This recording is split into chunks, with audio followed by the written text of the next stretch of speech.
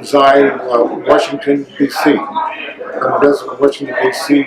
approximately 49 years. I've been involved in outreach ministry in the city for approximately 42 years. Some of the areas of ministry were the rescue mission, the gospel rescue mission. I volunteered about 41 years there, and at the nursing home for about 41 years, and at Calvary Church, Episcopal Church. Today is March 14, 2015, and this is about my 25th year of volunteer here at the church. I've always enjoyed outreach ministry. Outreach, you see the needs of people, and you can't help everyone, but you can just touch one person. Sometimes we run across so many people, so many different needs, and it can be overwhelming at times, but you can't help everybody. If you have one person that you can touch, you feel that you've made an impression on people's lives. You made something that they'll remember. I did undergrad. I finished up at Brandeis May of 2013. BA Arabic Islamic Studies, Politics, dreams of diplomacy, peace in the Middle East, all that great stuff. After working in New York and overseas for a while, I came down to DC to work on the Hill. I caught an internship with the House Committee on Foreign Affairs. I came down to DC and started doing things that made me feel good. Lots of cooking, reaching out to good friends, just kind of taking care of myself in a way I hadn't earlier. And I decided I wanted to start serving. And it's funny, service on the one hand can be coming to a specific place and serving food, sorting goods.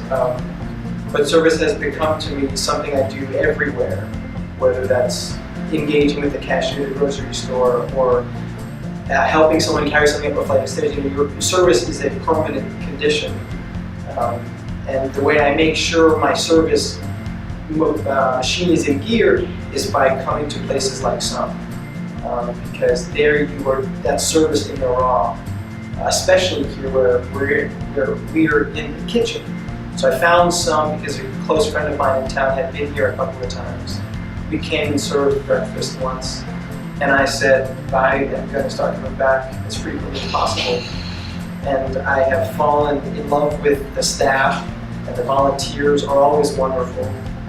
And I see the same people, unfortunately, almost every morning, or every time I come for breakfast.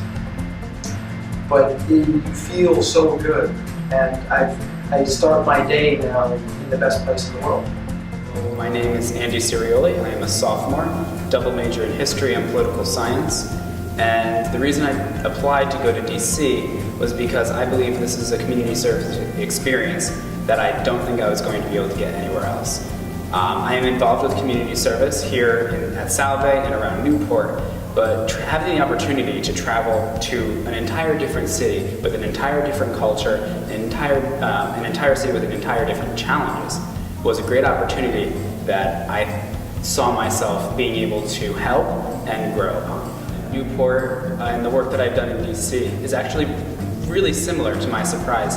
And the way I can describe this is the economic and social gap between the rich and the poor in Newport and in Washington, D.C. is very similar. In Newport, you have the beautiful mansions, you have downtown where Thames is, where tourists will come throughout the year to come visit. And then around Newport, in the outskirts, you have the government-assisted living. You have the people who are not as wealthy as those who live in this part of town where Salve is.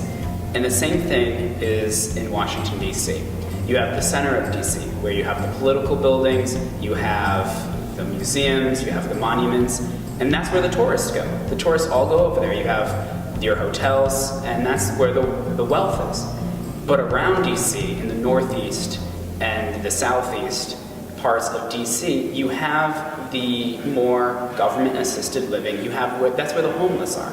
And the tourists will never see these areas, just as they don't see them here in Newport. They're blind to it. It's sort of as if the city sort of shuts that part out, and they just sort of highlight what is great about that city. And I don't know why, but I found this so intriguing about Newport and DC, that they were so similar in this way, where you have the rich and you have the poor.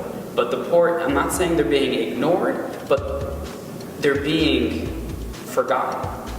Whether that be by the people who live in those cities or by the people who visit those cities. And it's those people, it's the people who live in the outskirts of Newport and DC who truly need our help. And that's why I continue to volunteer. Well, my name is Gina Marie Tonini. I am a sophomore at Salve, and I'm a business administration and psychology major. I decided to go on the DC trip for my spring break to learn more about the culture of DC and really get immersed in what it is and about it more. I really wanted to learn about the people, because a lot of DC you learn about the politics, but I wanted to learn more about the people and the problems they face. So that's why I wanted to go on the DC trip. The most impactful and rewarding experience that I saw in DC was when I went to one of our service sites, which was a child of mine. And I was talking with one of the kids there, and he was telling me about how he came home from school that day and he got into a fight with a child on the street, and how no one saw it, no one did anything about it, and by the time someone came, it was already dispersed. And how one of them was bleeding, and it was just a very bad scene. And that really hit me when I was there.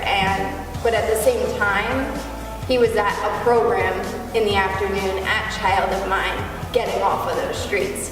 So you kind of saw both extremes with him, which is what I loved.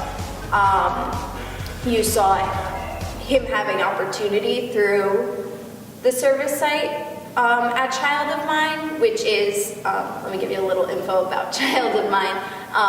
Child of Mine is an after-school daycare program that allows students in DC to come to kind of a safe haven, is the word she used, the founder used, and get off the streets and learn, structure and try and better themselves in society and not get put into gangs and take part in it.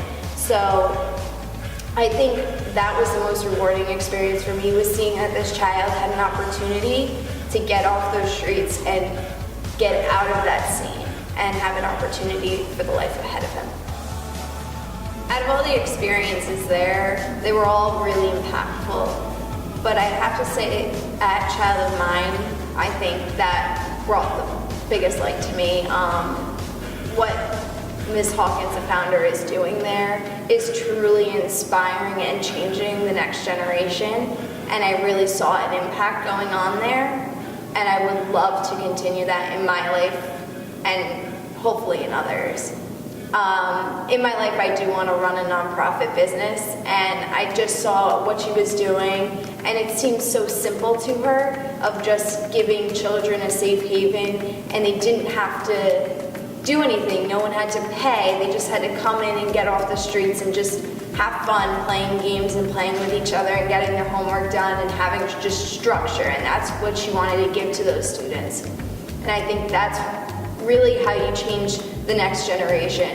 Her story is truly amazing, and her positivity is just, it radiates off of her, and I just love the entire mission behind that whole organization.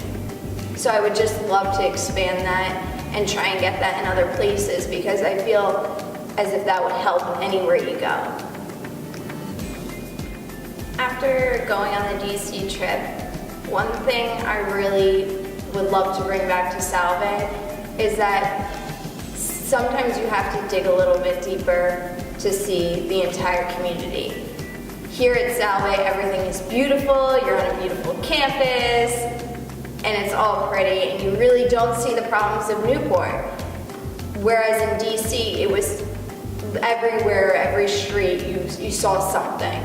So I would say to bring back to the Salve community to just go take a walk we do have shelters in our community. We do have poverty just as everywhere else. And you're not going to see it if you stay in the Salve bubble and on Ochre Point Avenue. So I would say just go take a walk. You can't understand people or you can't know really what people are going through until you take a walk in their shoes. So I would just encourage that, to do more service and to really try and see what people are going through.